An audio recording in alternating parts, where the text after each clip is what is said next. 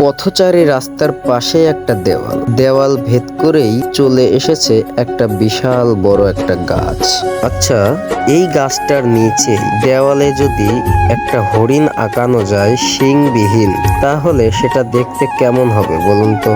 তো আমি আগে স্প্রে ব্লু কালার দিয়ে হরিণীর আকৃতিটা আঁকিয়ে নিলাম। তো আমি এখন রং মিক্সার করলাম। রংটা মিক্সার করে হরিণের যেই লাল কালার সেটা আমি ভেতরে বসিয়ে নিলাম। একটা হরিণ আঁকাচ্ছি, এর জন্য তো অনেকগুলো কালার দরকার, তাই নিয়ে আসলাম। পথচারী মানুষগুলো আমার দিকে তাকিয়ে দেখছে, ভাবছে আমি কি আসলে পাগল যে একটা শিংবিহীন হরিণ আমি আঁকাচ্ছি। নিজেকে পাগল ভাবতে ভাবতেই আর একটা পাগল চলে আসলো আমার ফটো তোলার জন্য।